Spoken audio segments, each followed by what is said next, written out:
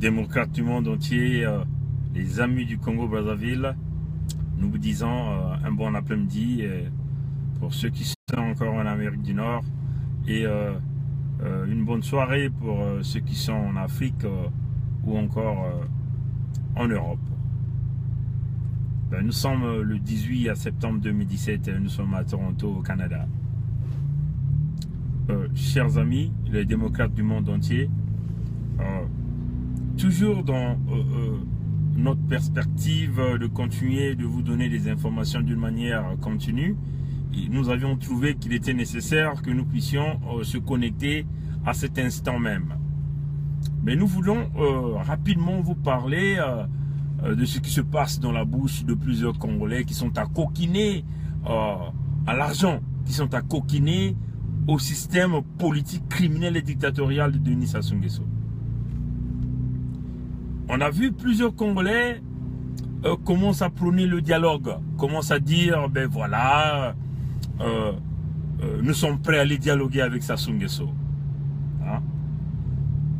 Et éventuellement, nous aimerons interpeller un peu la conscience de tous ceux qui nous suivent, à tous les démocrates du monde entier, ceux qui ont une vision politique en ce qui concerne l'Afrique, ceux qui ont une vision en ce qui concerne l'avenir du Congo-Brazzaville en particulier. Vous savez, pour ceux qui ne savent pas, les amis du monde entier, au Congo-Brazzaville, il y a un petit jeu qui se joue. C'est-à-dire, vous aviez un homme qui s'appelle Sassou Nguesso. Qu'est-ce qu'il fait? Il usurpe le pouvoir, il sort la répression et il joue à des petits calculs. Sachant que sa légitimité est contestée, il se met donc à vouloir faire la guerre. Donc la plupart du temps, il cible une catégorie de la population. Et dans ce cas particulier, nous voulons parler des populations du Poul. Mais bien sûr, Sassou ne le fait pas seul. Sassou le fait avec les dignitaires de ce département, qui lui donnent donc le feu vert d'aller massacrer les populations. Nous en avons vu en 98, nous en avons vu autour des années 2000, nous avions remarqué la même chose. Vous voyez, ces compatriotes. Et toutefois que cet homme parte dans le département du Poul ou dans un quelconque département, commette tous ces crimes de violation, à la fin, qu'est-ce que l'homme fait? Il crée une sorte de distraction qu'ils appellent dialogue. Vous voyez, chers amis. Et vous voyez que tous les dignitaires associés dans ce plan, généralement se lèvent pour pouvoir réclamer haut et fort que oui, nous voulons aller dialoguer. Mais ce cas-ci, il est différent. Hein, parce que nous avons un homme qui a usurpé le pouvoir, qui a manigancé les résultats de l'élection présidentielle. À la place, il a mis en place une répression. Et il se met à bombarder tout un département. Et là, ça a commencé à tisser la tension de la communauté internationale. Donc, les Nations Unies se sont levées, ils vont dire, les Nations Unies ont dit, nous allons donc envoyer une commission d'enquête pour aller fignoler et chercher à savoir réellement qu'est-ce qui se passe dans le département de Poul. Et qu'est-ce que nous avons remarqué? Tous les dignitaires aujourd'hui de ce département de Poul se lèvent pour dire que nous voulons maintenant aller au dialogue. Alors, chers amis, ne nous prenez pas pour des fous là. Ne nous prenez pas pour des cons. Le Congo ne s'arrête pas au département de Poul. L'usurpation et la victoire du peuple congolais ne va pas être...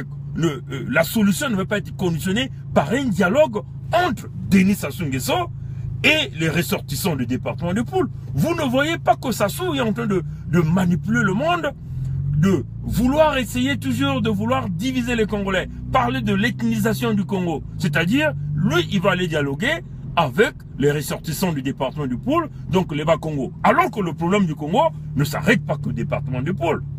Nous avions un vol qui s'est passé au niveau des élections, il y a eu des tueries, il y a eu des fraudes, il a pillé, il a volé, il a usurpé la victoire du peuple. Et de surcroît, il a pillé l'économie nationale. Il ne va pas donc chercher à vouloir solutionner le grand problème qui est en train de miner le Congo à un simple dialogue des amis qui vont aller vouloir se partager l'argent. Et ce qui est quand même curieux, c'est que nous voyons dans ce genre de comportement et de manipulation pas mal de compatriotes de la diaspora qui autrefois étaient contre ce système politique dictatorial commencent donc à reconnaître le pouvoir de Sassou et commencent à commencer à dire merci à Sassou parce que Sassou veut vouloir organiser un dialogue. Mais écoutez, soyons un peu sérieux là, ayons le sens du raisonnement. Ce qui se passera à ce dialogue que Sassou veut vouloir centraliser spécialement entre lui et les ressortissants du département de Poul, c'est que c'est un dialogue qui va être centralisé sur de l'argent. C'est-à-dire, beaucoup de gens vont récupérer des sacs d'argent, mais à la fin, Sassou Nguesso va jouer au même tour. Parce que, souvenons-nous, hein, que il y a déjà eu un dialogue entre Ntoumi et tout ce monde qui sont tout autour du révérend pasteur Ntoumi avec Sassou Nguesso. Et ça, on le sait. Hein? Ntoumi a même travaillé avec Sassou Nguesso. Ntoumi est parti, il a travaillé avec Sassou Nguesso. Donc, ça veut seulement dire que à cette époque, et pourtant, ils savaient le comportement de Sassou. Mais ils sont quand même allés dialoguer. Ils sont quand même allés travailler avec Sassou Nguesso. Mais aujourd'hui, nous sommes dans la même situation. C'est-à-dire nous sommes revenus à la case de départ. Les mêmes actes que Sassou a posés pour la destruction de la population de Poul, il l'a encore fait. Et il va encore continuer à le faire. Et cautionné par les mêmes leaders de Poul. Aujourd'hui, nous avons tous suivi le discours de Ntoumi. Bon, Ntoumi, nous voyons quand même qu'il y a un peu de l'intelligence dans son discours et dans son raisonnement, parce que il reconnaît qu'on ne peut pas continuer à jouer au même jeu. Maintenant, s'il y a des gens autour de lui qui commencent à vouloir prôner ce dialogue-là comme un moyen pour solutionner tous les problèmes du Congo, alors nous disons, alors là, il y a une erreur grave. Voilà pourquoi nous demandons aux Congolais, nous demandons à cette diaspora-là, qui est en train de se perdre parce qu'on les a donné des miettes d'argent, qu'on les a donné, qu'on commence maintenant à les nourrir parce qu'ils commencent à suivre le goût d'argent, on commence à les attirer comme des appâts simples, hein, de prendre la conscience. Vous voyez, chers amis, si nous allons continuer à jouer à ce jeu-là, le jeu du chat et de la souris, avec une vipère, alors, vous devez savoir que la vipère finira toujours par avaler la souris. Et c'est cela le jeu que Sassou Nguesso joue. Il va bombarder. Il conditionne son pouvoir sur l'armement. Il conditionne son pouvoir sur des violations graves de liberté et de droits de l'homme. Il conditionne sa gouvernance sur les armes. Donc, il vous pointe l'arme au cou et il vous pousse à aller dialoguer. Et éventuellement, à cela, ça s'accompagne avec un programme d'argent. On a vu pas mal de ces gens qui travaillaient avec Ntoumi aujourd'hui. Au niveau de Montréal, ils ont ouvert pas mal beaucoup de business là-bas. Où est-ce qu'ils ont trouvé de l'argent? Alors, chers compatriotes, on n'a pas la haine contre qui que ce soit, mais nous sommes en train d'appeler les Congolais à la conscience. Ce jeu-là que vous continuez à jouer là, à nous dire que oui, mais c'est vous qui êtes en train de briser les populations du département du Poul. C'est vous, en connivence avec Sassou. Et on le dit, c'est vous-même, les leaders de ce département qui travaillent. Vous êtes en train de travailler avec Sassou Nguesso et vous êtes en train de victimiser les populations. Parce que toutes les fois que vous criez ces petits coups-là pour essayer de sauvegarder la légitimité du pouvoir de Denis Sassou Nguesso, ça finit toujours par les armes. Et les victimes, ce sont toujours les populations. Et à la fin, pour essayer de calmer le jeu, Sassou vous appelle sur une table de négociation et vous partez négocier. Non, on ne va pas continuer à jouer le jeu. Le jeu, le Congo ne s'arrête pas au département du Pôle. Nous le savons tous. Nous ne sommes pas d'accord et tous nous dénonçons les bombardements dans le département du Pôle. Mais cela ne signifie pas que la solution pour les problèmes du Congo est conditionnée seulement entre la négociation, entre le révérend pasteur Ntoumi et Sassou Nguesso. Là où, par exemple, un certain nombre de compatriotes veulent nous dire, voilà, Ntoumi est le meilleur opposant au Congo. Mais vous vous trompez là. Moi, je dis, il y a un certain moment, quand on voit certains compatriotes venir sur les médias, raisonner comme des petits enfants, moi, deux fois, ça nous pousse à réfléchir. On dit, mais qu'est-ce qui se passe dans ces gens-là? Et c'est cela qui pousse un certain nombre de Congolais pour dire, voilà, ceux-là sont des girouettes qui suivent la direction du CFA. Vous voyez?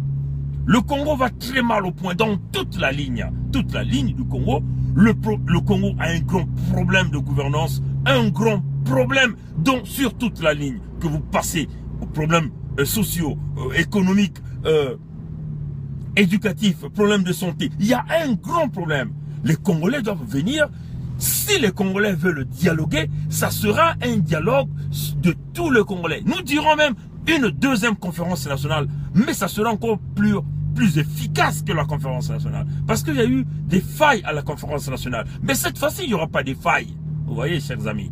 Donc voilà pourquoi nous appelons un peu les supporters du révérend Pasteur Ntoumi, là, ceux qui sont dans la diaspora, d'arrêter un peu de raisonnement, le raisonnement qui ne reflète pas la situation du Congo d'une manière générale. Hein? Ne conditionnez pas la solution du Congo à un dialogue basé essentiellement entre les gens de Ntoumi et Sassou Nguesso. Alors là, vous allez mettre une erreur. Ça veut seulement dire quoi? Si vous allez sur ce terrain, vous briserez le Congo. Et en ce moment-là, vous travaillez avec Sassou dans ce côté-là. Parce que là, en ce moment-là, tous les leaders de tous les départements vont se dire non, mais non, nous, on ne va pas accepter. Vous voyez? Donc là, nous sommes en train de mettre le pays dans une situation compliquée. Nous savons que le problème dans ce pays-là, c'est Denis Sassou Nguesso. Il faut que nous trouvions un moyen de discuter, comme on l'a dit, pas au Congo, à l'extérieur. Nous devons choisir les partenaires qui viennent sur cette table de négociation-là. On ne va pas accepter n'importe qui. C'est pas par exemple là, nous venons de voir le problème au Togo. On est allé encore chercher l'ancien président de Burkina Faso qui avait été chassé et Faure Gnassingbé veut le positionner comme le médiateur du problème du Congo, le problème du Togo, excusez-moi. Mais vous pensez que il va y avoir une solution si Blaise Compaoré est utilisé comme le médiateur pour solutionner le problème du Togo? Non, ça ne peut pas, parce que Compaoré, c'est un grand de Faure Gnassingbé. Et Compaoré est là pour sauvegarder le pouvoir de Faure Gnassingbé. Et puis Compaoré, c'est lui-même est un dictateur qui a été déchu par les populations. Vous voyez, chers amis. Donc, voilà pourquoi les problèmes du Congo, le problème qui mine, qui est en train de détruire le Congo, éventuellement, c'est ce caractère-là de un certain nombre de compatriotes qui aiment toujours venir sur les médias. Dans le fond, quand vous allez regarder le fond de leurs pensées, c'est des véritables tribalistes. Hein? Parce que quand vous voyez, on parle toujours, oui, nous de telle région, nous de telle... Non, ça ne doit pas se faire de cette façon. La vision du Congo, là, si ça dépend seulement de ces gens, des compatriotes que nous sommes en train de voir, là, qui viennent sur les médias, qui veulent toujours vouloir que ce soit eux qui partent pour négocier avec un criminel, un dictateur, et ces compatriotes qui aiment toujours vouloir solutionner les problèmes du Congo par le département de Poul. Vous voyez dans ces compatriotes-là que si seulement ces gens-là un jour vont arriver à gouverner le Congo, le pays n'avancera pas. Nous allons revoir les mêmes cas, les mêmes choses que Denis Sassou Nguesso est en train de faire.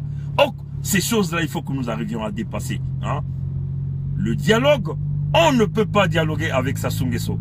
On voit pas mal de compatriotes, même dans la diaspora, commencent à appeler Sassou et remercient même Sassou. Mais c'est pas croyable ça. Moi, je suis personnellement, je suis très choqué quand j'entends un certain nombre de compatriotes le dire, que nous remercions le président Sassou, le président de la République. Mais il n'est pas le président de la République. Hein? Arrêtez, bon, c'est votre liberté, chance de vouloir s'exprimer, vous êtes libre. Mais attention, on vous le dit, le Congo ne s'arrête pas au département de Poul. Tous, en tant qu'officiers de ce pays, nous sommes en train de lutter pour chercher la libération du Congo. Nous savons la personne qui est en train de mettre le Poul en difficulté. Il n'y a pas que le Poul. Aujourd'hui, c'est tous les départements du Congo qui sont marginalisés à l'exception un peu de quelques mossis liés au dictateur Sassou Nguesso. Vous voyez, chers amis. Donc, attention à ces compatriotes des girouettes, que moi j'appelle, parce que si vous essayez de voir le comportement de ces compatriotes-là, c'est exactement le même comportement que Di Parfait Kolela et Pascal Satima Biala. Exactement le même comportement. Des gens qui ont pris de l'argent et qui sont là à fignoler, des girouettes qui suivent la direction. Non, chers amis, ressaisissons-nous. Nous savons le mal du Congo. Et le mal du Congo, Sassou ne représente pas le mal depuis maintenant. C'est depuis l'assassinat du président Martin Ngouabi. Il y a beaucoup des grands leaders politiques de ce pays-là l'ont dit. Maintenant, quand un certain nombre de compatriotes viennent nous démontrer que c'est des grands politiciens, bon, nous disons réellement, ils ont fait ces sciences politiques là-haut. Mais c'est quand même curieux. Parce que quand on dit qu'on est des politiciens et ils veulent parler d'un dialogue en essayant d'utiliser encore les populations pour dire les populations sont victimisées. Mais éventuellement, c'est vous qui partez négocier avec l'homme qui est en train de victimiser les populations. Quand vous partez négocier avec ce genre d'individus, vous croyez que qu'est-ce que vous allez obtenir au retour? Vous avez travaillé avec Sassou, n'est-ce pas? Ntoumi a travaillé avec Sassou, n'est-ce pas? Vous étiez là en train de travailler avec Ntoumi. Vous étiez les conseillers de Ntoumi. Et aujourd'hui, vous voulez aller mettre encore Ntoumi en erreur pour aller négocier avec Sassou Nguesso. Attention, attention. Et ce message aussi, c'est un message qu'on veut vouloir faire passer au révérend pasteur Ntoumi. J'espère quelque part, hein, là où il est, dans son entourage, il y a des gens qui essaient de suivre notre message. On vous le dit, monsieur Ntoumi, faites excessivement attention. Les gens que vous vous dites que sont vos conseillers, vos représentants partout dans la diaspora, ce sont eux qui vont vous assassiner. Ce sont eux qui vont vous vendre. On vous le dit. Hein? Faites excessivement attention parce que ces gens-là n'ont qu'un seul objectif, de l'argent. Voilà pourquoi ils viennent, vous le voyez, ils disparaissent, ils viennent sur les médias et après, sur les médias sociaux, pour vous parler d'un quelconque dialogue, pour vous parler, oui, attention, faites attention. Au moins qu'on me dit que vous jouez le jeu de Sassou. Mais si vous ne jouez pas le jeu de Sassou, on dit à M. Ntoumi, faites attention. Ceux-là que vous appelez vos collaborateurs, ce sont eux-là qui vont vous pousser à l'erreur. Ils vont vous essayer de vous attirer à un dialogue. Ils vont vous repérer là où vous êtes et vous serez zigouillés. Et on vous le dit, faites attention. Chers compatriotes, voilà, c'était un peu le grand message qu'on voulait faire passer ce soir. Maintenant, quant à la manifestation de demain aux Nations Unies, on va souhaiter à tous les Congolais qui vont se déplacer de faire la manifestation. Mais, comme on vous l'a toujours dit, augmentez la ceinture de sécurité autour de vous. Hein, parce que, personnellement, j'ai reçu des coups de fil. Il y a des gens qui me demandent de ne pas y aller. Et donc, on aimerait dire à ces compatriotes-là qui vont aller d'augmenter la ceinture de sécurité autour de vous.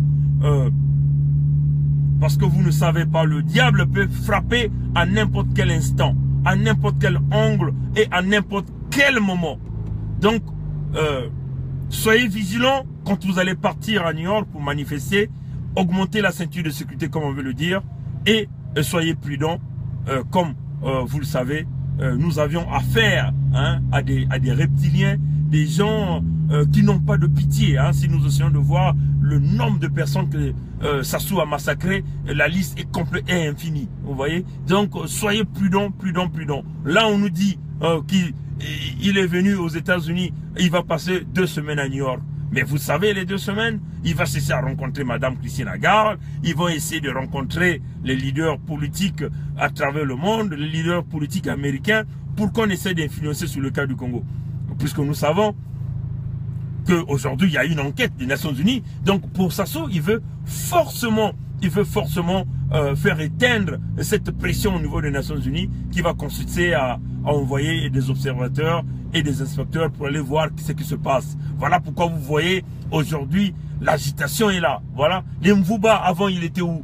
Avant il était où? Quand le poule se faisait massacrer, il était où? C'est aujourd'hui qu'il il fait semblant on essaie de miroiter à l'Assemblée nationale congolaise qu'il veut vouloir tendre la main.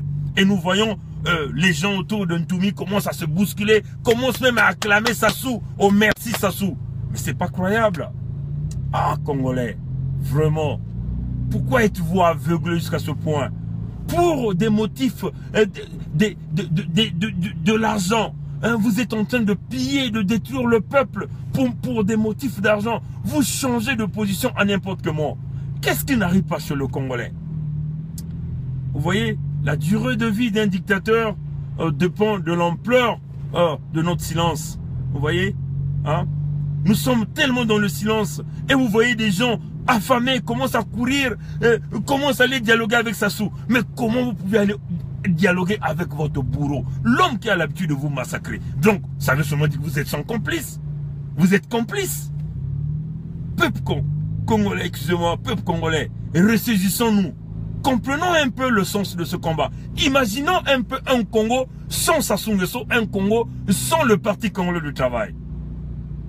Est-ce que vous ne voyez pas que le Congo va prendre une nouvelle direction, que le Congo va changer de cap, qu'il y aura quand même des gens qui vont venir essayer d'apporter des changements politiques, même si on ne va pas tout de suite remarquer, mais nous remarquons quand même que il y a des investisseurs qui vont venir. Plusieurs Congolais sont de la diaspora, ont des moyens pour venir investir dans ce pays, mais ils ne peuvent pas. Imaginons un Congo sans le Parti congolais du travail, sans le PCT. Nous pensons que nous allons prendre quand même de l'élan. Les gens là sont restés là pendant beaucoup d'années. Si Sassou, j'ai lu quelque part, hein, quelqu'un l'a écrit, hein, si Sassou avait l'intelligence qu'avait Marengwabi, l'intelligence qu'avait Fulbert Youlou, l'intelligence qu'avait Massamba Deba, l'intelligence qu'avait le cardinal Émile Biaïda, aujourd'hui le Congo serait un pays émergent. Parce que les Massamba Deba ont commencé à industrialiser le Congo, ils n'avaient pas assez de moyens. Ils n'avaient pas de moyens.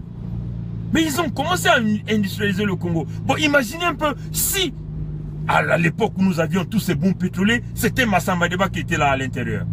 Même prenons par exemple le cas même de André Milongo. André Milongo, un technocrate qui est venu diriger le Congo, mais n'avait pas assez de moyens, mais il est arrivé à se démerder pour essayer de garder la réputation de ce pays. Les fonctionnaires arrivaient à percevoir leur salaire, les étudiants arrivaient à percevoir leur bourse. Regardez aujourd'hui, avec tous les bons pétroliers. On a entendu la fois dernière, sur leur télé foufou, le représentant syndical de la mairie de Brazzaville qui disait face au maire que sans salaire, vous ne pouvez rien. Personne ne suivra vos instructions. Il n'y aura rien. Hein? 4 mois aujourd'hui, nous allons peut-être au cinquième mois. Pas de salaire pour tous les travailleurs du Congo. Alors les gens ont travaillé. Mais soyons un peu sérieux là. Mais pendant ce temps, eux, ils vivent au lait, au miel. Regardez le gars, il s'est déplacé aux États-Unis avec plus de 44 personnes dans sa délégation. Pour un discours de 2 minutes, de 2 minutes et 50 secondes. Mais soyons un peu sérieux, chers compatriotes. Alors arrêtez de venir nous dire que nous sommes les grands, le leader de l'opposition de tel niveau, de tel niveau. On en a marre de voir ça, de voir les Congolais qui viennent de raisonner de cette façon. Peuple congolais, tel était notre coup de gueule. Que Dieu nous bénisse tous. Et nous croyons un jour que le Congo va se libérer. Merci. À plus tard. Au revoir.